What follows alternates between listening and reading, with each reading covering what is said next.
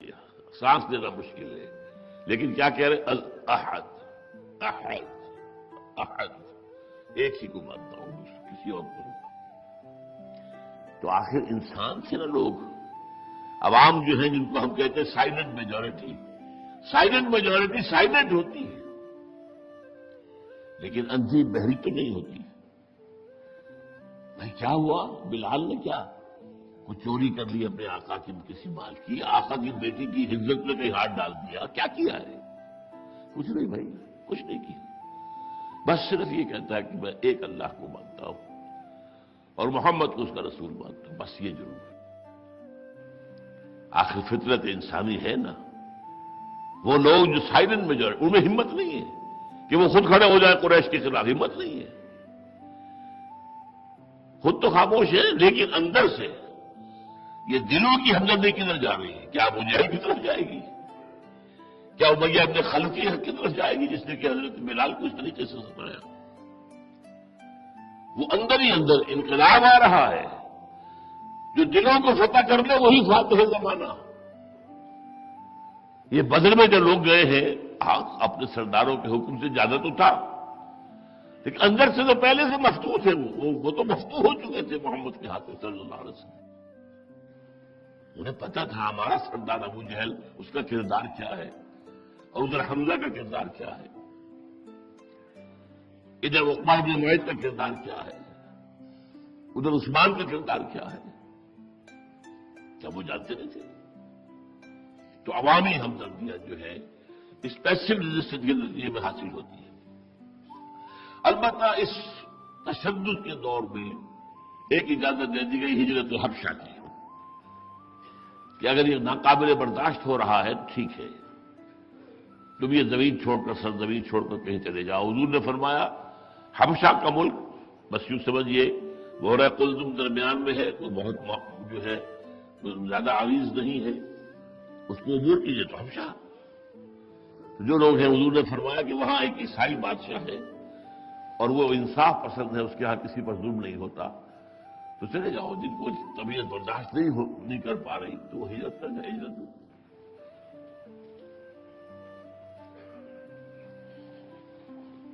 اسی میں کلائمیکس جو آیا وہ 3 سال کی قید، بنا کسی راشن کے، بلکہ کھانے پینے کی چیزیں اندر جانی ممنوع۔ ایک پہاڑ یوں ہے، ایک پہاڑ یوں ہے، ادھر اس کی ایک درہ ادھر درہ ہے، ادھر بھی پیرا ہے، ادھر بھی پیرا ہے، کوئی چیز اندر نہیں جائے گی، اور بنی ہاشم درمیان میں پڑے ہیں، کوئی سر پر چھت نہیں۔ عرب کا سورج آگ برسا رہا ہے تو بیٹھے وہیں، نو روف، کوئی خیمہ بھی نہیں، اسی آگ کے اندر، پھر وہاں کچھ نہیں، کھانے کو کچھ ہے ہی نہیں۔ 3 سال سیرت کو اس انداز میں تو ہم نے کبھی پڑھا ہی نہیں ہے، سوچا ہی نہیں ہے، یہ تو ہمیں کسی نے سکھایا ہی نہیں ہے، بیان کیا ہی نہیں ہے۔ تو میں بتا چکا ہوں، یہیں پر میری تقریر پچھلی ختم ہوئی تھی۔ اس 3 سال کے دوران میں چونکہ ایک معاہدہ بنا کر لٹکا دیا گیا تھا خانہ کعبہ کے ساتھ کہ بنی ہاشم کا مکمل بائیکاٹ، کوئی شے خریدی نہیں جائے گی، کوئی ان کو بیچی نہیں جائے گی، کوئی کھانا اندر نہیں جانے دیا جائے گا۔ 3 سال کوئی شریف النفس ان میں تھے، حکیم بن حزام رضی اللہ تعالیٰ عنہ بعد میں ایمان لے آئے، اس وقت تک ایمان نہیں لائے تھے، حضرت خدیجہ کی عزیز تھے، رشتہ دار تھے۔ رات کو کہیں ادھر سے پہاڑ سے چڑھ کر پھر نیچے اتر کر کچھ کھانے پینے کی چیزیں دے آئے۔ اس طریقے سے کچھ ہو گیا تو ٹھیک ہے، ورنہ فاقے ہے۔ لیکن یہ کہ اس اثنا کے اندر دیمک جو ہے اس کاغذ کو کھا گئی جس کے اوپر وہ معاہدہ لکھا ہوا تھا۔ کسی نے جا کر کہا خدا کے بندو دیکھو تمہارا تو معاہدہ ختم ہو گیا، اب ان کی جان بخشی کرو۔ تب وہ محاصرہ ختم ہوا ہے اور واپسی ہوئی ہے۔ لیکن اسی سال میں اسی حضرت خدیجہ کا انتقال ہو گیا۔ اس 10واں سال ہے، ہجرت نہیں، ہجرت تو ابھی ہوگی 3 سال بعد، 2 سال بعد۔ یہ نبوت کا سال کہلاتا ہے، نبوت، جب سے کہ نبوت کا ظہور ہوا تو 10واں سال، اسے آپ نے کہا عام الحزن، یہ ہمارے لیے رنج اور غم اور افسوس کا سال ہے۔ آپ نے ان 3 سالوں کو نہیں کہا عام الحزن، وہ تکلیف کا تھا. یہاں کیا ہوا ہے کہ ایک ہی سہارا دنیاوی اعتبار سے تھا ابو طالب کا. ایمان تو نہیں لائے لیکن حضور سے محبت بے پناہ تھی. بنو ہاشم کے سردار تھے, پوری بنی ہاشم کا قبیلہ پیچھے تھا. اسی لیے حضور پر کوئی جو ہے آپ کے اوپر کوئی پرسنل اسالٹ نہیں ہوا, فزیکل قتل نہیں. 2 مائنر انسیڈنٹس آتے ہیں, میں بعد میں آپ کو بیان کر دوں گا. اور دوسرے یہ کہ حضرت خدیجہ الکبریٰ رضی اللہ تعالی عنہا کہ گھر میں آئے آپ باہر کی پریشانیوں سے, جو بھی طبیعت پر اثرات تھے وہ لے کر, لیکن یہاں کے گھر میں ایک دلجوئی کرنے والی رفیقہ حیات تو تھی نا, وہ بھی نہیں. آپ نے فرمایا یہ ہمارے لیے عام الحسن ہے. اس کا کلائمیکس ہے حضور کی زندگی میں سفر طائف. وہ کیوں ہوا؟ اب تک چونکہ بنو ہاشم کے سردار تھے ابو طالب, اور ابو طالب حضور کی پشت پر تھے, لہذا کفار جو ہے بقیہ تمام جو بھی گھرانے تھے انہوں نے کوئی اقدام نہیں کیا کہ ہم اقدام کریں گے. ابو طالب میدان میں آ جائے گا, بنو ہاشم اور دوسرے قبیلوں کی جنگ شروع ہو جائے گی, خانہ جنگی شروع ہو جائے گی. And a house divided amongst itself can not stand. دنیا میں جو ہماری عرب کے اندر جو دھاک بیٹھی ہوئی ہے قریش, اگر یہ باہمی خانہ جنگی ہو گئی تو دھاک ختم ہو جائے گی. اس لیے اب جب ابو طالب کا انتقال ہو گیا, اور اب سردار بنو ہاشم کا کون ہے؟ ابو لہب. اور ابو لہب تو خود دشمن ہے, اول دوست دشمن. طے کر لیا گیا, اب انہیں قتل کر دیا جائے. اس پر حضور نے طائف کا سفر اختیار کیا. یہ طائف کیا ہے؟ اصل میں کچھ 60 میل دور ہے مکے سے, لیکن ان کو کہیں گے ٹوئن سٹیز. جیسے اسلام آباد اور راولپنڈی ٹوئن سٹیز ہے, چاہے 10-12 میل کا فاصلہ کچھ تھا. اسی طرح دریائے سندھ کے 2 طرف ٹوئن سٹیز آباد ہیں. ایک طرف سکر ہے تو دوسری طرف روڑی ہے. ایک طرف حیدرآباد ہے, دوسری طرف کوٹری ہے. یہ دریائے سندھ کے بالکل اکراس. یہ جو ہے طائف, یہ قریش کا گرمیوں کا ٹھہرنے کا, گرمیاں گزارنے کا یہ سرد مقام تھا. پہاڑ تھا, وہاں باغات تھے, قریش کے سرداروں کی جاگیریں تھیں, سب کی جاگیریں تھیں. ولید بن مغیرہ کی بہت بڑی جاگیر وہاں تھی. حضور نے سوچا کہ وہاں پر ایک شخص عمرو بن عمیر ثقفی کے 3 بیٹے تھے جو بڑے سردار تھے, عبد الیالیل, سعود اور حبیب. تینوں کے پاس گئے, اگر تم مجھ پر ایمان لے آؤ اور مجھے اپنی امان میں لے لو تو میں یہاں آ جاؤں. تینوں نے جو جواب دیے ہیں کلیجے سے پار ہو جانے والے تیر. تمہارے سوا کوئی نہیں ملا تھا اللہ کو نبی بنانے کے لیے. مفلس القلاش اور یتیم, یہ بڑے بڑے سردار موجود ہیں کہ نہیں ہیں؟ علی رجل من القریتین عظیم, بڑے بڑے سردار, ان میں سے چنتا اللہ کسی کو. تمہارے نے کون سا سرخاب کا پر لگا ہوا, تمہیں چن لیا, جاؤ. دوسرے نے کہا دیکھو میں تو تم سے بات بھی نہیں کرنا چاہتا بھائی, تو جلدی سے رخصت ہو جاؤ. ہو سکتا ہے تم واقعی نبی ہو, میں کو گستاخی کر بیٹھوں تو میں پشاوت آ جائے گی, تو پلیز لیو. یہ جواب ملے. اور پھر جو اسٹریٹ ارچنس جنہیں آپ کہتے ہیں, چھوکرے, 3 دن رہے حضور طائف میں.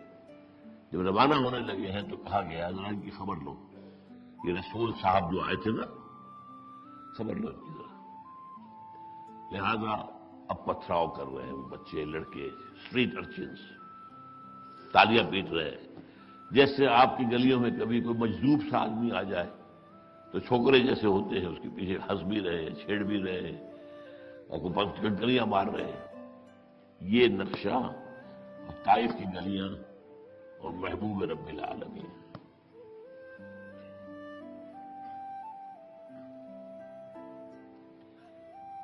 بہرحال وہاں سے کسی طرح نکلے ہیں. حضرت زید بن حارثہ صرف ایک اپنے منہ بولے بیٹے تھے, غلام تھے, منہ بولے بیٹا بنا دیا تھا. زید بن حارثہ اب زید بن محمد کہلاتے تھے، وہ ساتھ تھے۔ وہ سامنے سے آ کر ڈھال بنتے تھے تو پتھر پیچھے سے آ رہا ہے، پیچھے جاتے تو آگے سے آ رہا ہے، کیسے روک؟ چار طرف سے تو نہیں روک سکتا ایک آدمی، لہو لہان ہو رہا ہے۔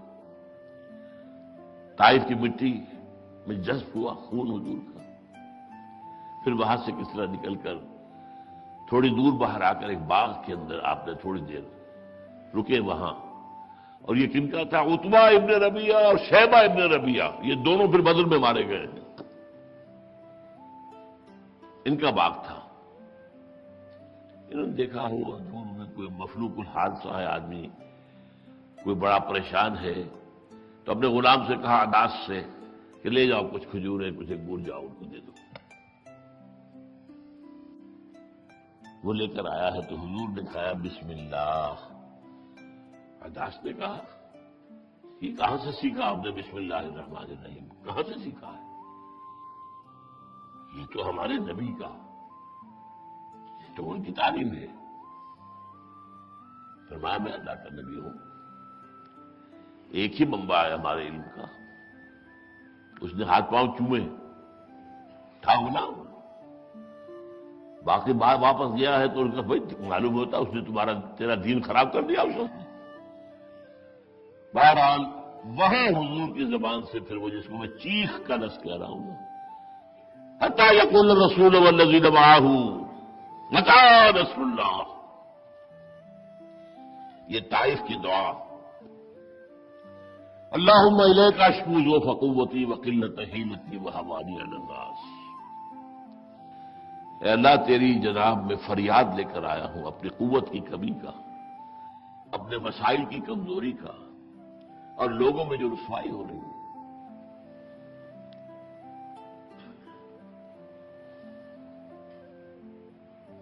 انت رب المستضعفین وانت ربی،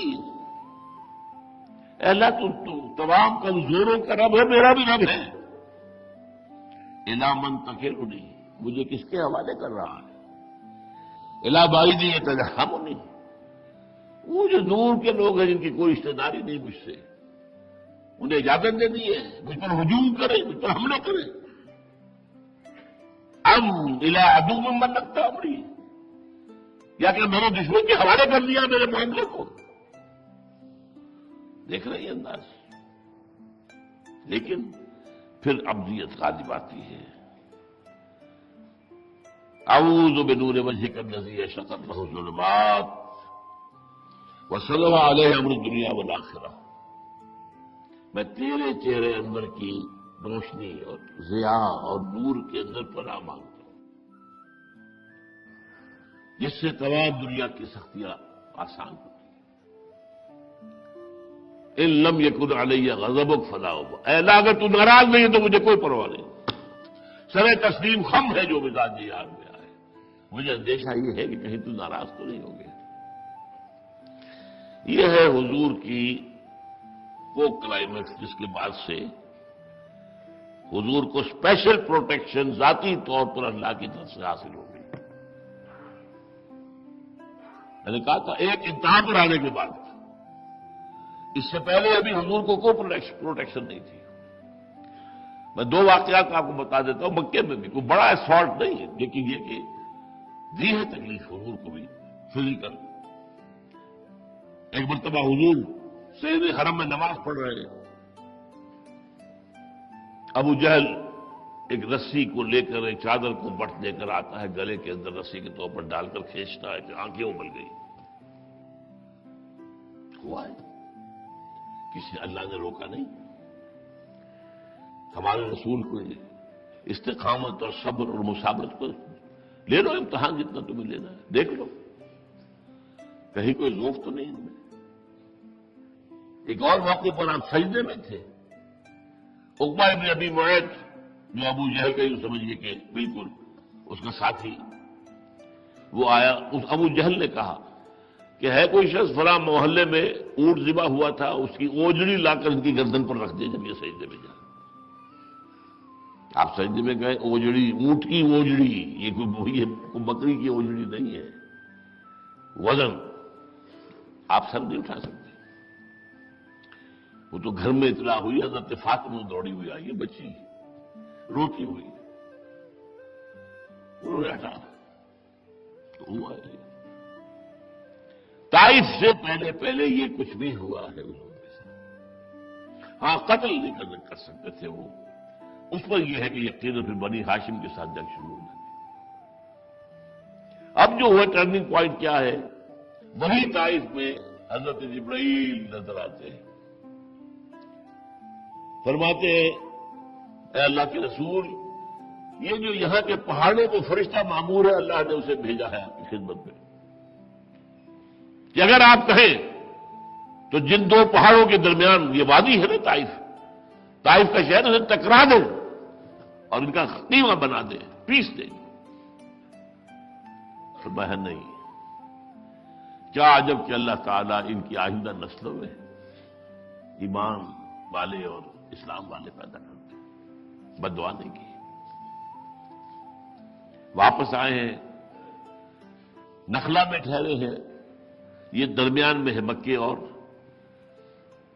طائف کے، رات وہاں گزاری، فجر کی نماز پڑھا رہے تھے کہ قریب سے ایک گروہ گزرا جنات کا، وہ ٹھٹک کر کھڑے ہو گئے، قرآن سنتے رہے، ایمان میں آئے،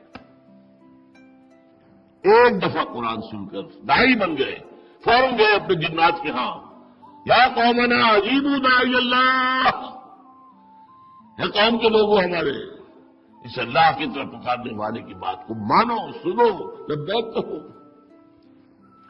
حضور کو نہیں پتا چلا اس کا، وہ تو قرآن میں وہی آئی ہے۔ پھر سورہ جن، قل اوحی الی انہ استمع نفر من الجن فقالوا انا سمعنا قرآنا عجبا یہدی الی الرشد فآمنا به ولا نشرک بربنا احدا۔ اسی طریقے سے پھر جو اور مدد آئی ہے، جب فیصلہ ہو گیا اور رات طے ہو گیا تو آج کی رات محمد کو قتل کر دینا ہے، اور تمام گھرانے جو تھے 6-7 بڑے بڑے، یہ بنو امیہ ہیں، یہ بنو فلاں ہیں، یہ بنو تیم ہیں، یہ فلاں ہیں، ایک ایک نوجوان ہر ایک میں سے ہوگا، اور وہ رات کے وقت ایک دم ٹوٹ پڑیں گے، سب کے جو نیزے ہیں ایک دم جائیں گے محمد کے جسم میں، تاکہ یہ نہ پتہ چل سکے کس نے قتل کیا ہے، کہ بنو ہاشم اگر قصاص لینا چاہے تو کس نے دے، اور پورا گھر کا محاصرہ، نکلنے نہ پائے۔ حضور کے حکم سے حضور کے بستر پر حضرت علی لیٹ گئے، حضور وہاں سے نکلے، کسی نے کوئی دیکھ نہیں سکا۔ یہ میں بتا رہا ہوں، اب جو ہے غیبی مدد شروع ہو گئی۔ غار ثور میں 3 دن ٹھہرے، اور غار ثور کے دہانے تک پہنچ گیا، کھوجی جو تھا لے کر ابو جہل کو اور اس کے ساتھیوں کو، کہ یہاں تک کھوج مجھے مل گیا ہے، اس غار کے اندر ہو گئے۔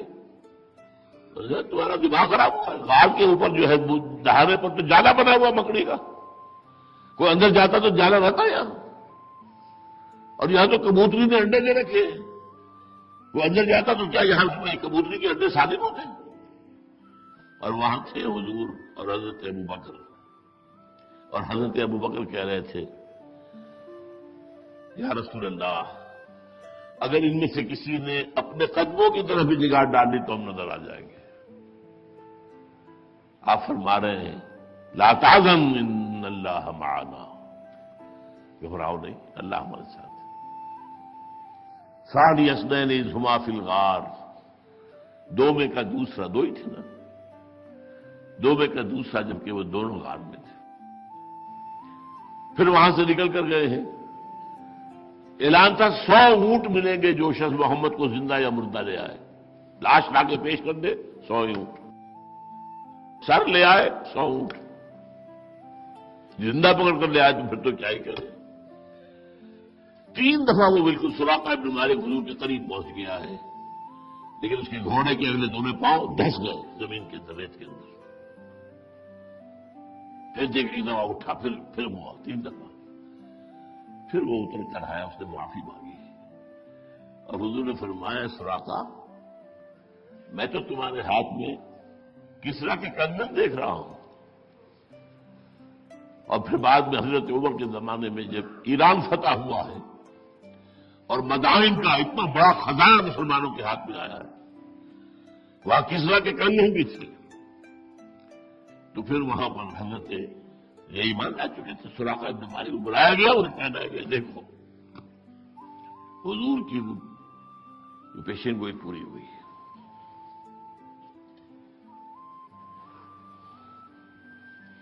اچھا، اب جب آپ طائف سے واپس آئے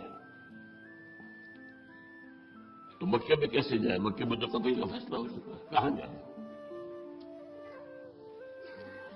طائف گئے تھے، امید لے کر طائف میں وہ ہوا۔ حضرت عائشہ صدیقہ رضی اللہ تعالی عنہا کے اپنے ہوش کے مطابق حضور پر سخت ترین دن جو آیا تھا وہ یوم احد تھا، جس میں آپ زخمی ہوئے، آپ کے دندان مبارک شہید ہوئے، جس میں اتنا خون گیا کہ آپ بے ہوش ہو گئے، آپ کے قتل ہو جانے کی خبر اڑ گئی، حضرت حمزہ اور حضرت مصعب بن عمیر جیسے لوگ شہید ہوئے، 70 صحابہ شہید ہوئے۔ تو حضرت عائشہ پوچھتی ہے حضور آپ پر طائف کے دن سے بھی نہیں، احد کے دن سے بھی زیادہ سخت دن کوئی گزرا ہے؟ فرمایا ہاں، طائف کا دن مجھ پر سب سے زیادہ شدید تھا۔ یہاں تو میرے جانے ساتھ تو تھے، دائیں بھی تھے، بائیں بھی تھے، سامنے بھی تھے، لوگوں نے اپنے سینوں کو میرے لیے ڈھال بنا رکھا تھا، لیکن وہاں تو کوئی بھی نہیں تھا، ایک لحاظ سے۔ اب آپ سوچئے وہاں سے جس ناکامی کے ساتھ آئے اب کہاں جائیں؟ کس طرف جاؤں، کدھر دیکھوں، کس آواز دوں؟ اے ہجوم نامرادی دل بہت گھبرائے ہیں۔ یہ دوسرا مصرع حضور پر فٹ نہ کیجیے گا، حضور کا دل گھبرانے والا نہیں تھا، لیکن تدبیر ہے دنیا میں کرنی پڑتی ہے۔ آپ نے اخنس ابن شریق کو بھیجا پیغام، ایک بڑا سردار تھا، اگر تم مجھے اپنے امان میں لے لے تو میں آ جاؤں۔ اب یہ قبائلی زندگی میں کیا تھا، اگر ایک شخص بھی امان دے دے قبیلے کا کسی دشمن کو تو امان سارا قبیلہ جو ہے کو قبول کرنا پڑے گا، یہ قبائلی زندگی کی چیز ہے۔ اس نے کہا نہیں، میری حیثیت ایسی نہیں ہے کہ میں قریش کے مقابلے میں آپ کو امان دے دوں، نازلت کر لیا۔ پھر سہیل بن عمرو جو بعد میں پھر آیا ہے صلح حدیبیہ کے موقع پر، جو قریش کا جو ہے نمائندہ بن کر آیا نیگوشیٹر، اس نے بھی معذرت کر دی، نہیں میں ایمان نہیں دے سکتا۔ اب یہ جا رہے ہیں، زید بن حارثہ گئے، پیغام لے آئے، حضور وہ تو نہیں مان رہا، وہاں جاؤ، حضور وہ تو نہیں مان رہا۔ تیسرے کے پاس مطعم بن عدی، اس نے کہا ہاں ٹھیک ہے میں دیتا ہوں امان محمد کو، کہہ دو ان سے آ جائے۔ زید بن حارثہ نے واپس آ کر کہا وہ امان اس کی ہے، آپ چلیے۔ نہیں، اس سے کہو جا کر باہر آ کر مجھے ساتھ لے کر جائے، اگر مکے میں داخل ہوتے ہی کو ہمارے اوپر حملہ کر دے تو وہ تو کہہ سکے گا نا کہ مجھے کیا پتا تھا کہ مطلب کی امان ہے، ہاؤ ڈڈ وی نو۔ اب وہ شخص جو ہے اپنے 6 بیٹوں کو ہتھیار لگا کر لے کر باہر آیا، 6 بیٹے، اور حضور کو لے کر گیا تلواروں کی سائے میں۔ اب وہ کہتا گیا بلند آواز سے، لوگ آج سے محمد میری امان میں ہے صلی اللہ علیہ وسلم۔ اور اس کا پھر اتنا حضور کے دل پر اثر تھا غزوہ بدر میں، جب 70 قیدی حضور کے پاس تھے ہاتھ میں قریش کے، آپ نے کہا تھا اگر مطعم زندہ ہوتا اور وہ سفارش کرتا میں ان سب کو چھوڑ دیتا۔ وہ ایمان نہیں لایا گیا، حالت وہی بنے، لیکن یہ کہ بہرحال اس کا احسان بہت بڑا تھا، اس میں کوئی شک نہیں۔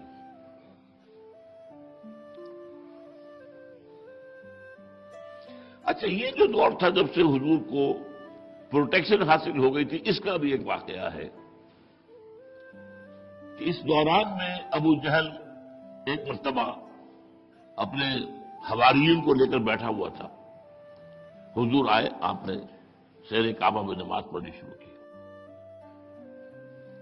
لوگوں نے کہا یہ تمہاری زندگی زندہ ہوتے ہوئے یہ کیا کر رہا ہے محمد یہاں پر، نماز پڑھ رہا ہے صلی اللہ علیہ وسلم۔ نے کہا میں ابھی ٹھیک کرتا ہوں۔ اٹھ کر آیا، حضور کے قریب پہنچا تو ایسے جیسے ڈر کر خوف زدہ ہو کر پیچھے ہٹا، واپس آیا رنگ اڑا ہوا، پوچھا کیا بات ہوئی؟ کہ میرے اور محمد کے درمیان آگ کی ایک کھائی نظر آئی مجھے، اور اس میں ایک پروں والی مخلوق تھی جو میرے اوپر میری تکا موٹی کرنے کو تیار تھے۔ یہ واقعہ ہے جو سورہ علق میں آیا ہے۔ ارأیت الذی ینہی عبدا اذا صلی، ارأیت ان کان علی ہدی او امر بالتقوی، ارأیت ان کذب وتولی الم یعلم بان اللہ یری، کلا لئن لم ینتہ لنسفعا بالناصیہ ناصیۃ کاذبۃ خاطئہ فلیدع نادیہ سندع الزبانیہ۔ بلا لے وہ اپنی پارٹی کے لوگوں کو، اپنے حواریوں کو، ہم جہنم کے فرشتوں کو بنا دیں گے۔ وہ جہنم کے فرشتے جو تھے، جو آگ کی کھائی کے اندر پروں والی مخلوق، وہ اس کی تکہ موٹی کرنے کے لیے تیار تھی۔ یہ اس کے بعد، یہ میں نے آپ کو اصل میں یہ بتایا ہے کہ خاص حضور کی ذاتی پرسیکیوشن ہوتے ہوتے یوم طائف اس انتہا ہے۔ اس کے بعد سے ذاتی طور پر حضور کی معجزانہ انداز میں آپ کی حفاظت ہوئی۔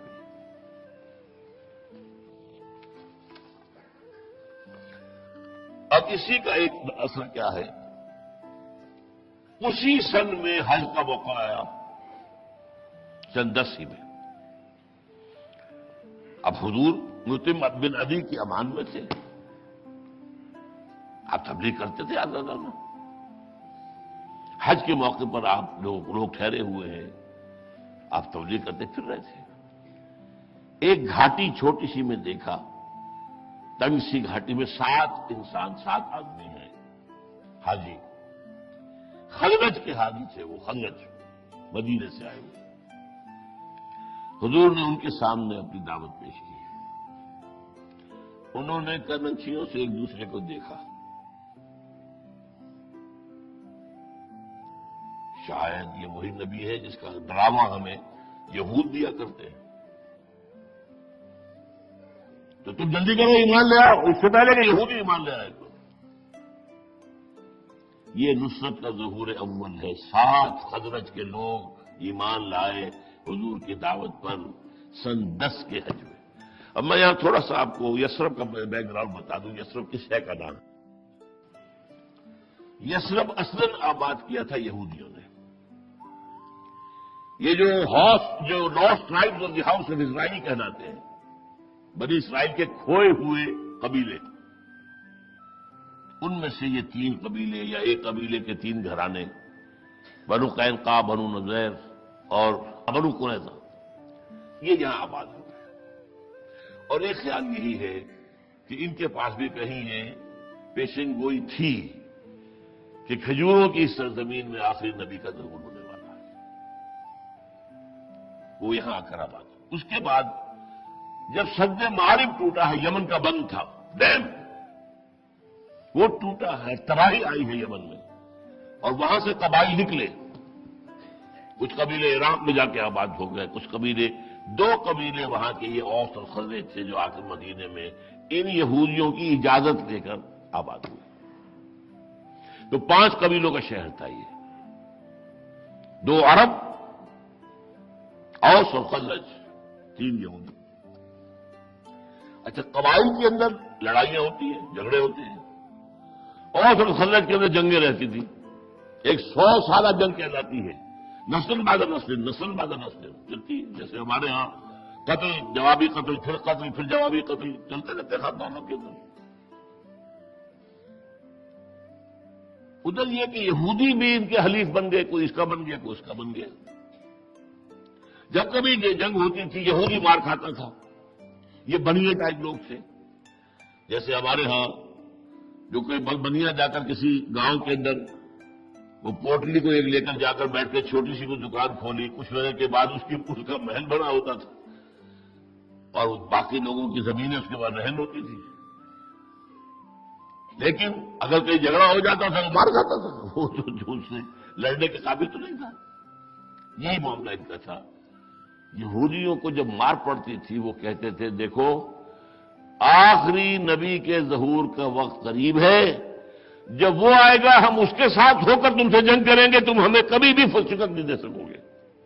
یہ باتیں پڑی ہوئی تھی اوس اور خزرج کے لوگوں کے کانوں میں، کیونکہ یہ عالم تھے، ان کے پاس تورات تھی، ان کے پاس شریعت تھی، ان کے علماء تھے، ان کے مفتی تھے، ان کے قاضی تھے، ان کی عدالتیں تھیں، پڑھے لکھے لوگ تھے، صاحب کتاب لوگ تھے۔ یہ لوگ تھے اجڑ گوار، نہ کوئی تعلیم، نہ کوئی کتاب، نہ کوئی کچھ بھی نہیں۔ تو ایک روب تھا ان کا، کلچرل روب ان کا، جسمانی روب ان کا۔ نمبر 2 یہ کہ انہیں یہ ضرورت محسوس ہو رہی تھی کہ اوس اور خزرج آپس میں لڑتے رہے، کٹتے رہے، مرتے رہے تو ختم ہو جائیں گے ہم۔ تو وہ سوچتے تھے کہ کوئی آربیٹریٹر ہونا چاہیے، کوئی ہونا چاہیے جو ہمارے مابین آ کر ہمارے معاملات کو کنٹرول کرے۔ لہذا طے کر لیا گیا تھا، خزرج کا قبیلہ بڑا تھا، اوس کا چھوٹا تھا، لہذا وہاں طے کیا تھا، اگر اوسی کسی خزرجی کو قتل کرے گا تو 3 گنا دیت دینی ہوگی قصاص کے اندر، اور اگر جو ہے خزرجی جو ہے وہ اوسی کو قتل کرے گا تو 1/3 دے گا، گویا کہ کیونکہ چھوٹا قبیلہ ہے۔ اب اوسی کا خون جو ہے نوجوان کا کھولتا ہوگا، میری جان کی قیمت اس کے مقابلے میں جو ہے خزرجی جوان کی قیمت کے مقابلے میں تہائی ہے، ہاؤ کم؟ لیکن if you want to leave in Yathrib you have to accept. تو وہ سوچ رہے تھے کہ کسی کو آربیٹریٹر بنائیں، طے کر دیا بادشاہ بنا لو خزرج کے سردار عبداللہ ابن ابی کو۔ یہ تھا سب سے بڑا ان کا رئیس، بڑا اونچا محل تھا اس کا، اس کے لیے ایک سونے کا تاج بھی تیار کر لیا گیا تھا۔ تاج پوشی کی نوبت نہیں آئی کہ حضور چلے آئے، تشریف لے آئے، بے تاج بادشاہ آ گیا۔ یہ میں نے آپ کو یثرب کا پس منظر بیان کر دیا ہے۔ فضا کیوں ہموار تھی؟ فضا ہموار تھی کہ اوس اور خزرج کے لوگ سن چکے تھے کہ ایک نبی کا ظہور آنے والا ہے، اور یہ لوگ جو ہیں یہودی جو کہہ رہے ہیں تو یہ یوں ہی نہیں کہہ رہے ہیں، ان کے پاس کتاب ہے، عیسائی کی کتاب ہے۔ بہرحال سن 10 میں تو حضور نے کسی سے بیعت نہیں لی، اگلے سال 15 آ گئے، اب آپ نے بیعت لی، بیعت عقبہ اولا۔ اب انہوں نے کہا حضور ہمیں کوئی مقری، کوئی پڑھانے والا دیجیے، ہم تو آپ سے تو ملاقات کر سکیں گے 1 سال بعد، ورنہ تو وہاں راستے تو محفوظ ہوتے ہی نہیں تھے، سفر تو جو ہے محفوظ تھا ہی نہیں، وہ تو اشہر حرم جو ہے اس کے اندر لڑائی بند ہو جاتی تھی۔ تو آپ کی خدمت میں ہم آئیں گے 1 سال بعد، تو ہمیں کون پڑھائے قرآن؟ تو آپ نے مصعب بن عمیر کو بھیجا رضی اللہ تعالیٰ، اور کچھ دنوں کے بعد عبداللہ ابن ام مکتوم کو بھیجا۔ مصعب بہت مشہور ہوئے، بہت کامیاب ہوئے، ان کا نام پڑ گیا المقری، جا المقری، المقری، پڑھانے والا، پڑھانے والا، پڑھانے والا۔ قرآن کی تعلیم جو حضرت مصعب اور عبداللہ ابن ام مکتوم کے ذریعے ہوئی، اس کے نتیجے میں اگلے سال حج میں 75 افراد آئے، اوس کے بھی اور خزرج کے بھی، اور ان میں سردار بھی موجود تھے۔ اب ہوئی ہے بیعت عقبہ ثانیہ، یہ جو ہے ڈسائسو بیعت، یہ سن 12 کے حج میں ہوئی۔ سن 10 کے حج میں 7 صرف خزرج کے لوگ ایمان لائے، سن 11 کے حج میں 15 آدمی آئے، اور بیعت عقبہ اولا ہو گئی۔ سن 12 کے حج میں اب 75 آدمی آئے اور بیعت عقبہ ثانیہ ہو گئی۔ اور بیعت عقبہ ثانیہ کے اول تو یہ کہ وہ الفاظ جو ہیں وہ تو یہ ہے کہ آپ آئیے، ہم آپ کا ہر حکم مانیں گے اور اطاعت کریں گے، چاہے مشکل ہو چاہے آسان، چاہے طبیعتیں ہماری آمادہ ہوں چاہے ہمیں اپنی طبیعتوں پر جبر کرنا پڑے، اور ہم میں سے جسے آپ سردار بنائیں گے ہم اس کی اطاعت کریں گے، اس سے لڑیں گے نہیں۔ ہاں جہاں کہیں بھی ہوں گے اپنی رائے ضرور دے دیں گے۔ یہ متفق علیہ حدیث ہے، مسلم شریف اور بخاری شریف دونوں کے اندر۔ بایعنا رسول اللہ صلی اللہ علیہ وسلم، حضرت عبادہ ابن ثابت فرماتے ہیں یہ دونوں بیعتوں میں تھے، بیعت عقبہ اولا، بیعت عقبہ ثانیہ۔ بیعت عقبہ اولا میں تو اس کی بیعت تھی کہ ہم چوری نہیں کریں گے، ہم زنا نہیں کریں گے، ہم یہ نہیں کریں گے، ہم وہ نہیں، وہ اخلاقی تھی۔ یہ جماعتی تنظیم کی بنیاد پر جو ہے، جس کی بنیاد پر اب نظم قائم ہو رہا ہے۔ بایعنا رسول اللہ صلی اللہ علیہ وسلم علی السمع والطاعۃ فی العسر والیسر والمنشط والمکرہ وعلی اثرۃ علینا وعلی لا ننازع الامر اہلہ وعلی ان نقول بالحق اینما کنا لا نخاف فی اللہ لومۃ لائم، متفق علیہ۔ یہ ہے جس کی بنا پر اب حضور کی حیات دنیاوی کا یوں سمجھیے نیا وقت شروع ہو رہا ہے۔ مدینہ یہ میں آپ کو بتا چکا ہوں، ٹوائنبی کا جملہ تلخ. Muhammad field as a prophet but succeeded as a statesman. مکے میں تو کام ناکام ہو گئے. ہاں ان کا نقشہ ضرور نظر آتا، وہ نبی تھے یا نہیں تھے، وہ ظاہر بات ہے ٹوائنبی تو نہیں مانتا، عیسائی تھا، اس نے اسلام تو نہیں لایا، لیکن نقشہ ضرور وہی ہے جو یحییٰ اور عیسیٰ کا تھا علیہ السلام. دعوت ہے، تبلیغ ہے، کوئی اگر برا کہہ رہے ہیں تو برداشت کر رہے ہیں، کوئی جوابی کارروائی نہیں کر رہے ہیں. با نقشہ درویشی در ساز و دمادم در درویشی کا ایک نقشہ ہے 12 سال کا، کوئی جوابی کارروائی نہیں، کوئی لڑائی نہیں ہے، کوئی قتال نہیں، کچھ نہیں. لیکن یہاں تو ناکام ہو گئے. مدینے میں جب آئے ہیں آپ تو اس کے بعد تو آپ ایک اسٹیٹس مین کی حیثیت سے ابھرے ہیں، سیاستدان کی حیثیت سے، سپہ سالار کی حیثیت سے، قاضی القضات کی حیثیت سے، ہیڈ آف دی اسٹیٹ کی حیثیت سے. اب تو اس طرح آپ کامیاب ہوئے. اور منگومری واٹ جو ہے اس نے 2 کتابیں لکھی حضور کی سیرت پر، اور یہ اتنا مسلمانوں میں مقبول ہے کہ جب ضیاء الحق نے شروع کی تھی سیرت کانفرنسیں جو آج کل بھی ہو رہی ہیں، ہوتی ہیں، ہر سال ہوتی ہیں، مرکزی حکومت کے تحت صوبائی ہوتی ہیں، یہ ہوتی ہیں، ہر بڑے محکمے میں ہوتی ہیں، ہائی کورٹس میں ہوتا ہے، تو خاص طور پر اس نے منگومری واٹ کو بلایا تھا، پروفیسر منگومری واٹ آف انگلینڈ. اس نے 2 کتابیں لکھی، محمد ایک مکہ، محمد ایک مدینہ. پہلے میں اپنے اندازے سے کہا کرتا تھا کہ اس نے ہائی لائٹ کیا ہے یہ 2 محمد ہیں، یہ ایک نہیں، تضاد ہے. یہ تو یہاں تو تضاد ہے، یہاں حکم تھا کہ تمہارے ٹکڑے کر لیے جائیں، ہاتھ مت ہٹاؤ، ہاتھ مت ہلاؤ. No raising of hand even in self defence. اور وہاں یہ قاتلوا فی سبیل اللہ الذین یقاتلونکم، اگر کوئی تمہیں اینٹ مارے تو پتھر مارو. تضاد تو ہے، اسی تضاد کو اس نے نمایاں کیا، اسی تضاد کو نمایاں کیا اس نے. مجھے ابھی ایک مکالمے میں جو ٹیلی ویژن پر ہوا تھا، اور ڈاکٹر جاوید اقبال جو پسر علامہ اقبال ہیں، انہوں نے مجھے بتایا، میں نے جب ذکر کیا منگومری واٹ کا، کہ میں جب پی ایچ ڈی کر رہا تھا لندن میں تو منگومری واٹ میرا پروفیسر تھا، اور میں نے اسے پوچھا کہ تم نے یہ 2 کتابیں کیوں لکھی؟ انہوں نے صاف کہا to highlight that Muhammad field as a prophet. اب یہ جو زہر بھرا ہوا یہ ہمیں نہیں معلوم، اس لیے کہ محمد مدینہ میں اس نے اتنی تعریف کی ہے، اتنی تعریف کی ہے، آپ کی معاملہ فہمی، موقع شناسی، آپ کی ذہانت، آپ کی فطانت، آپ کا انسان کو سمجھ لینا، آپ کی پلاننگ، آپ کا نیا عمل بنانا، آپ کی سپہ سالاری، سپرلیٹو اس کے انداز کے اندر تمام ڈگریز جو ہو سکتی ہے تو تعریف کی وہ استعمال کرنی. اس لیے ہم سمجھتے ہیں کہ بہت ہی یہ حضور کا عقیدت مند ہے. زہر کیا ہے کہ یہاں محمد جو ہے نبی کا رول نہیں کر رہا، ایک رول اور ہے. نبی کا رول تو مکے میں تھا، وہاں وہ ناکام ہو گئے. نہیں ختم نہیں.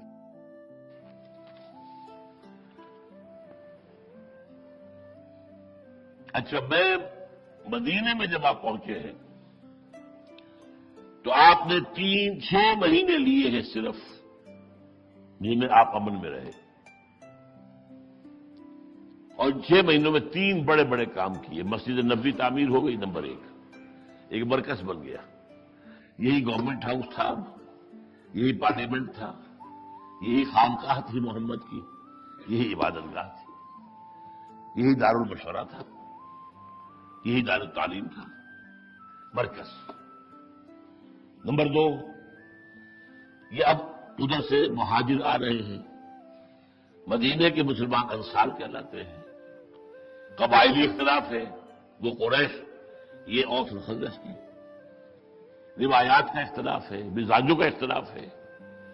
وہ لڑاکا اور جنگجو مکے والے اور تاجر پیشہ، یہ زراعت پیشہ. اور زراعت پیشہ لوگ نرم بھی ہوتی ہے، نرم مزاج. تو اس اعتبار سے اگر یہ 2 جو ہے روئیں علیحدہ علیحدہ چلتے تو ان کے اندر بار بار ٹکراؤ ہونے کا اندیشہ تھا. اب یہ ہے وہ دور اندیشی محمد صلی اللہ علیہ وسلم کی مواخات کرائی. ایک انصاری، ایک مہاجر، بھائی بھائی. یہ انصاری، یہ مہاجر، بھائی بھائی. یہ انصاری، یہ مہاجر، بھائی بھائی. حضور نے انصاریوں کو اور مہاجروں کو آپس میں بھائی بھائی بنا دیا، اور اس مواخات کی تاریخ جو ہے اب وقت کا مجھے فکر ہو رہی ہے، تاریخ انسانی میں اس کی کوئی مثال نہیں ہے۔ جو انصاری تھے انہوں نے اپنی دکانیں تقسیم کر دی، یہ دکان ہے میری، میں بیچ میں دیوار کھڑی کر دوں، آدھی تمہاری آدھی، محمد نے تمہیں میرا بھائی بنایا صلی اللہ علیہ وسلم۔ وَأَلَّفَ بَيْنَ قُلُوبِكُمْ آتا ہے، تمہارے دلوں میں محبت پیدا کی اللہ نے۔ گھر تقسیم کر دیے، گھر آدھا تمہارا آدھا میرا، یہاں تک کہ ایک انصاری اپنے مہاجر بھائی کو گھر لے گیا، دو بیویاں تھیں، تو اس تک پردے کا وہاں رواج تھا ہی نہیں۔ پردہ کے احکام تو آئیں گے سورہ احزاب میں، پھر سورہ نور میں، وہ تو ابھی 5 اور 6 میں کئی سال بعد جو ہے 5-6 سال بعد نازل ہو گئے احکام۔ یہ میری دو بیویاں ہیں، فرسٹ چوائس تمہارا ہے، جو تمہیں پسند ہو میں اسے طلاق دے دیتا ہوں، تم شادی کر لو۔ میں یہ نہیں کر سکتا کہ میرے پہلو میں 2 بیویاں ہوں اور میرے بھائی کا جو ہے اس کا گھر آباد ہو، یہ معاملہ۔ اچھا، سب سے بڑی ڈپلومیسی کا کمال جو کیا حضور نے، ظاہر بات ہے کہ ایمان تو لائے تھے اور خرچ والے ہیں، بنو قریظہ یا بنو نذیر یا بنو قینقاع، یہ تو ایمان نہیں لائے، تو اڑ گئے، منتظر تھے کم وقت، لیکن بدبخت رہے، ان کے کہنے کی وجہ سے تو یہ اور خرچ ایمان لائے۔ کیا آنے والا ہے؟ ایک نبی آئے گا، جلدی آئے گا، ان کا خیال تھا ہمارے اندر آئے گا، ہمارے پاس تو سول پروپرائٹرشپ ہے، موسیٰ کی بات سے کوئی نبی ہمارے باہر آیا ہی نہیں، اب بھی جو آئے گا ہم میں سے ہوگا۔ We are the chosen people of the lord. آگے بنو اسماعیل میں سے، ان سے تو نفرت کرتے تھے، یہ ان پڑھ لوگ، یہ اجڑ لوگ، یہ گوار لوگ جن کے پاس کوئی شریعت نہیں، کوئی کتاب نہیں، کچھ نہیں، ان میں سے آ گیا۔ اپنا تکبر، اپنا غرور، اپنا حسد، اپنی چوگاہٹیں، جو فتویٰ کے مسند پر بیٹھے ہوئے تھے وہ مسندیں چھوڑنے کو تیار تھے، اب مفتی اعظم آ گیا ہے محمد صلی اللہ علیہ وسلم۔ اس اعتبار سے بد نصیب ترین لوگ دنیا کے یہ یہودی ہیں، اور بد نصیب اس اعتبار سے بھی بد نصیب ترین، اس کے بعد سے لے کر آج تک حق کے سب سے بڑے دشمن یہودی، شیطان کے سب سے بڑے ایجنٹ یہودی۔ یہ میرا علیحدہ مضمون ہے، دجالیت کی حقیقت، جو شر کی سورس ہے وہ شیطان لعین، عزازیل، اور دنیا میں ان کے سب سے بڑے ایجنٹ انسانوں میں یہود، پہلے اور بھی تھے، لیکن اس واقعے کے بعد وہ سب سے بڑے ایجنٹ ہیں شیطان کے۔ بہرحال تیسرا کام جو کیا انہوں نے، ان سے معاہدہ کر لیا، جکڑ لیا انہوں نے۔ یہ میثاق مدینہ آج کل ہمارے ہاں بہت سے جو سیکولر جو لوگ ہیں وہ بیان کرتے ہیں کہ یہ دستور نہیں تھا، یہ معاہدہ تھا۔ دستور تو بعد میں آئے گا، سورہ توبہ میں آئے گا، ابھی پوری طرح ریاست وجود میں نہیں آئی ہے۔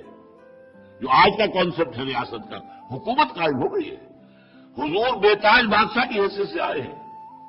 عبداللہ ابن ابی کے خواب جو ہے پریشان ہو گئے، یہی وجہ ہے کہ اول روز سے جو منافق تھا وہ عبداللہ ابن ابی تھا، اس کے تو بادشاہت کے خواب ختم ہو گئے نا، وہ تو مدینے کا بادشاہ بن رہا تھا، اس کے لیے تو جو ہے وہ تاج تو تیار ہو چکا تھا۔ یہ میثاق مدینہ کیا تھا کہ اگر اب مدینے پر باہر سے کوئی حملہ ہوگا تو ہم سب، اوس اور خزرج اور تینوں یہ قبیلے یہودی، یہ مل کر ایک وحدت کی حیثیت سے دفاع کریں گے۔ The defence pact, joint defence pact of Medina, اس کا نام ہے میثاق مدینہ، میثاق معاہدہ، joint defence pact of Medina. یہ ہے بہت بڑی حضور کی، اب دیکھیے یہ معاملہ فہمیوں کی مثالیں آ رہی ہیں نا، جس کو کہ منٹگومری واٹ نے بہت جس کی تعریفیں کی ہے۔ ہمارے ہاں بہرحال یہ گہرائی ہماری سیرت کی کتابوں میں نہیں ہے، یہ گہرائی ان کے ہاں ہے لیکن ہمارے ہاں نہیں ہے۔ البتہ یہ ہے کہ یہ میری کتاب منہج انقلاب نبوی اور BA خطبات انشاءاللہ کتاب کی شکل اختیار کریں گے، اس سے وہ کبھی پوری ہوگی۔ فلسفہ سیرت جس سے سامنے آتا ہے، صرف سیرت نہیں، فلسفہ سیرت۔ اچھا اب نوٹ کیجئے مکے میں حال کیا تھا مسلمانوں کے جانے کے بعد۔ وہاں دو گروپ بن گئے، جدید اصطلاح میں کہیں گے ایک ہاکس تھے عقاب، اور ایک ڈبز فاختائیں۔ عقابوں کا سردار ابو جہل اور عقبہ ابن ابی معیط، وہ اس پر تلے ہوئے تھے کہ جا کر اب مدینے پہ حملہ کرو اور محمد کو اور اس کے ساتھیوں کو ختم کرو ایک دم، یہ ٹنٹا پکاؤ۔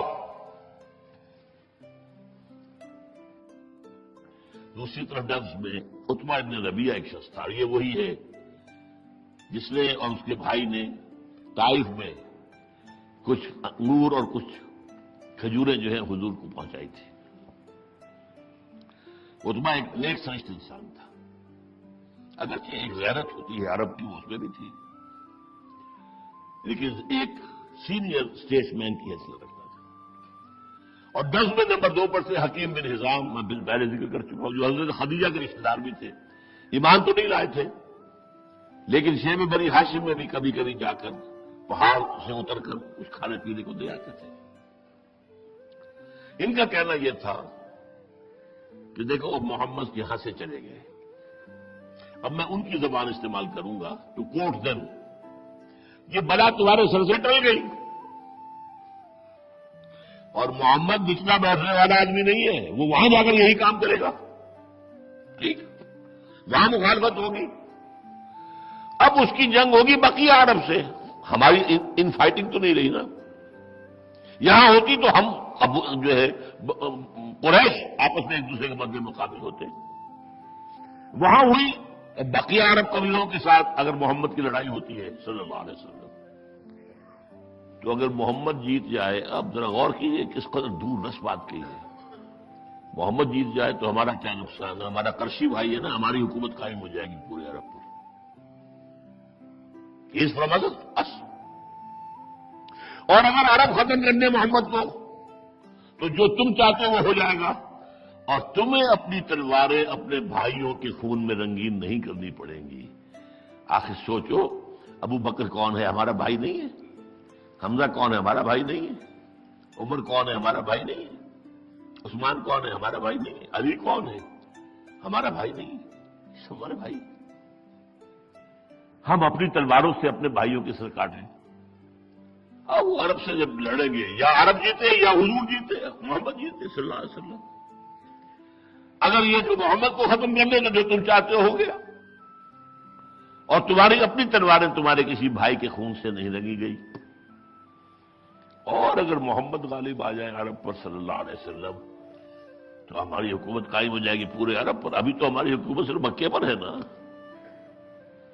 ویسے ہماری حیثیت ہے، اور وہ اس وجہ سے ہے کہ تمام قبائل کے بت ہمارے پاس رکھے ہوئے، ہوسٹیج تمام کے قبائل جو ہیں وہ رکھے ہوئے بت جو ہیں مکے کے اندر، خانہ کعبہ میں 360 جو ہے بت کیوں تھے، ہر قبیلے کا خدا وہاں موجود ہے، اور اب جب چاہے اسی جلدی میں اوڑ دے، اٹھا کر پھینک دے اسے کعبے سے باہر، لہذا کوئی قبیلہ ہم سے جنگ نہیں کر سکتا، یہ بات تو ہے، ہمارے قافلے کو نقصان نہیں پہنچا سکتا، یہ بات تو ہے، لیکن ظاہر بات ہماری حکومت تو نہیں ہے۔ اگر محمد شکست دیتا ہے باقی سب تمام عربوں کو، تو عرب میں ہماری حکومت قائم ہو جائے گی، we stand to lose nothing. یہ ابھی بحث وہاں چل رہی تھی، ڈبس اینڈ ہاکس، فیصلہ نہیں ہوا تھا۔ اب جو آغاز ہوا ہے کس سے ہوا ہے، یہ ہے بات، جیسے میں نے کہا تھا ابتدائی تصادم کس نے شروع کیا، جس نے کہا یہ نظام غلط، ایک تالاب کے اندر پرسکون پانی کھڑا تھا، پتھر آپ نے مارا ہے بھائی، آپ نے مارا، لہریں اٹھ رہی ہیں، وہ لہریں تو اٹھیں گی پھر۔ جنگ بھی حضور نے شروع کی ہے صلی اللہ علیہ وسلم۔ ہمارے ہاں جو اپولوجیٹک لوگ ہیں انکلوڈنگ شبلی نعمانی، نہیں حضور نے کوئی جارحانہ جنگ نہیں کی، حضور نے آغاز نہیں کیا، انہوں نے تو مدافعانہ جنگ لڑی ہے، جنگ تو حضور نے شروع کی، کیوں کی؟ غلبہ کرنا دین کا ہم کا فرض تھا، آپ کو اپنا فرض پورا کرنا تھا. اب کیسے کیا آپ نے اس کو سمجھیے. 6 مہینے میں 3 کام، دور رس پلاننگ ہو رہی ہے. 7ویں مہینے سے آپ نے دستے بھیجنے شروع کر دیے، چھاپا مار دستے. 7ویں مہینے سے لے کر 18ویں مہینے تک جبکہ غزوہ بدر ہوا ہے، 8 یہ غزوات، 4 غزوے ہیں جن میں حضور بھی گئے ہیں اور 4 سرایا ہیں جن میں حضور نہیں گئے، آپ نے کچھ لوگوں کو بھیجا ہے. اور اس کو وہ لوگ ہمارے ہاں جو اپولوجیٹک انداز تھا، کیونکہ یورپ نے کہا اسلام تلوار سے پھیلا، نہیں تلوار سے نہیں پھیلا، تلوار سے نہیں پھیلا، تلوار سے. اور یہ تو بڑی خونی لوگ ہیں، اور جنگجو نبی تھا محمد صلی اللہ علیہ وسلم. نہیں انہوں نے تو دفاع میں جنگ کی تھی صرف. یہ بات صحیح نہیں. اقدام حضور کی طرف سے ہوا. ابھی وہاں بحث چل رہی تھی، ابھی کوئی اقدام نہیں ہوا. یہاں سے اقدام کیا ہوا؟ اب آپ نے چھاپا مار دستے بھیجنے شروع کیے. پہلا ٹارگٹ کیا تھا؟ قریش کے قبیلے بدر کے پاس سے گزرے، حملہ کرو. طائف کی طرف جائیں، نخلا کے اندر بھی آپ نے گروپ بٹھا دیا. Watch the movement of Quraysh and keep us informed. جیش نخلا کہلاتا ہے. آپ خود ایک لشکر لے کر، جو قریش نے اب ایک بہت بڑا جو ہے بہت بڑا ایک کاروان جو ہے، قافلہ تجارتی تیار کیا تھا. جتنے مہاجرین وہاں سے آئے ان کے گھر لوٹ کر، سارا سامان لے کر، اس کو فروخت کر کے ایک بڑی رقم فراہم کی گئی، اور اس سے وہ قافلہ تیار ہوا جو ابو سفیان لے کر گیا شام. اور حضور نے اس کا پیچھا کیا تھا، لیکن وہ نکل گیا. ادھر سے حضور نے جو ایک چھوٹا سا گروپ بھیجا تھا نخلا، یہ نخلا کا ذکر میں کر چکا ہوں. طائف سے واپسی پر فجر کی نماز آپ نے یہاں پڑھی، اور یہاں جنات نے حضور کو سنا ہے. نخلا میں کہا تو جاؤ. ایک 8 آدمیوں کا دستہ آپ نے تیار کیا. عبداللہ ابن جہش رضی اللہ تعالیٰ عنہ، جو آپ کے پھوپھیزاد بھائی بنتے ہیں، ان کی سرکردگی میں. اور سیکریسی کیا ہے؟ ایک خط لکھ کر مہر لگا کر دے دی گئی. یہاں سے 3 دن کی مسافت میں جانے کے بعد خط کھولنا اور پھر دیکھنا کیا لکھا ہے اور اس پر عمل کرنا. جا کر کھولا ہے تو لکھا ہے جاؤ نخلا میں، وہاں قیام کرو، اور ہمیں ابھی دیکھیے یہ انٹیلیجنس کی موو ہے، یہ ہمیں قریش کی نقل و حرکت کی اطلاع دو. اب وہاں جب انہوں نے خط کھولا اور حیران رہ گئے. اس کا تو مطلب ہم شیر کے منہ میں جا رہے ہیں. یہ تو مکے اور طائف کے درمیان جگہ ہے. بدر کا معاملہ اور ہے، بدر مدینے سے قریب، مکے سے دور ہے. یہ تو مکہ بالکل نیکسٹ ڈور آپ پہنچ گئے. حضرت عبداللہ ابن جہش نے کہا بھائی جو حضور نے لکھا میں نے تو عمل کرنا ہے، آپ میں سے جس کی ہمت نہیں ہے واپس چلا جائے. نہیں سب تیار رہے آئے. وہاں یہ تھا کہ وہاں ایک قافلہ ٹھہرا ہوا تھا قریش کا، چھوٹا سا قافلہ، 4 آدمی تھے، مال تجارت تھا، کئی اونٹ تھے. اب صورت پیش یہ آ گئی کہ رجب کے مہینے کا آخری دن تھا. اشہر غرم کا معاملہ تھا کہ جس میں جنگ کرنا حرام ہے. تو مشورہ کیا کیا کریں. اب انہوں نے کہا جو بھی ہو اب تو ہمیں لڑائی، اب تو یا وہ ہمیں ماریں گے یا ہم انہیں مارے، دو ہی باتیں ہو گیا. ادھر ہی کل دم اور لیول کلاس. تو انہوں نے تیر اندازی کی. ایک ان میں سے مارا گیا، 2 کو گرفتار کیا، ایک بھاگ کر بچ کر مکے پہنچ گیا. مال غنیمت اور 2 قیدی لا کے حضور کی خدمت میں. حضور ناراض ہوئے، میں نے تمہیں جنگ کی اجازت تو نہیں دی تھی، لیکن آپ نے کوئی سزا بھی نہیں دی. سچویشن ایسی ہو گئی تھی، اب کیا کریں.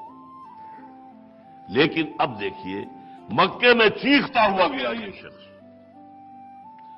کیونکہ پہلا مشرک مکے کا مارا گیا مسلمانوں کے ہاتھوں ہجرت کے بعد. First casualty was at the hands of the Muslims. سریہ نخلا اس کے ذریعے سے. اب ظاہر بات ہے کہ ہاکس ان کے ہاتھ مضبوط ہو گئے نا. اب یہ محمد کی اتنی جرت، ڈر تو بیچارے خاموش ہو رہے ہوں کہ کیا کریں، کیا جواب دیں. جیسے آغاز جو ہے محمد نے کر دیا صلی اللہ علیہ وسلم، چاہے حضور کی اجازت نہیں تھی جنگ کی، جب ہو تو گئی. ادھر سے ابو سفیان اپنا قافلہ لے کر واپس آ رہے تھے، میں اس کا ادب سے نام لوں گا اس لیے بعد میں ایمان لائے۔ انہیں خطرہ ہوا کہ جاتے ہوئے محمد نے میرا تعاقب کیا تھا، پیچھا کیا تھا، اب تو میں سامان تجارت سے ڈرا بھگا جا رہا ہوں، تو مجھے خطرہ ہے۔ اس نے SOS کال بھیجی ایک آدمی کے ذریعے سے مکے، لو مدد کرو مدد کرو مدد کرو، میرے قافلے کو خطرہ ہے، محمد لوٹ لیں گے، محمد برباد کر دیں گے۔ یہ دو باتیں ہو گئی، نخلا سے چیختا وہ آدمی آ گیا کہ ہمارے ایک آدمی کو محمد کے آدمیوں نے قتل کر دیا صلی اللہ علیہ وسلم۔ ادھر سے وہ سوار آ گیا دوڑتا ہوا، تمہارا قافلہ، تمہاری دولت، تمہارا مال، وہ کئی 100 اونٹوں کے اوپر لگا ہوا، جاؤ جنگ کرو، ان کی حفاظت کا بندوبست کرو۔ یہ دو اسباب ہوئے جن کے بنا پر تبر جنگ بجا ہے مکے کے اندر۔ کس کی طرف سے انیشیشن ہوئی ہے؟ اچھی طرح سمجھیے معاملات کو۔ اب جو ہے جنگ کا آغاز، ابھی تک جو 8 مہمیں تھیں ان میں جنگ کی نوبت نہیں آئی تھی۔ غزوہ اب ہوا غزوہ بدر، 1000 کا کیل کانٹے سے لیس لشکر، 1000 اونٹ، 100 گھوڑے اور لاؤ لشکر، دف بجانے والے اور ڈرم بیٹر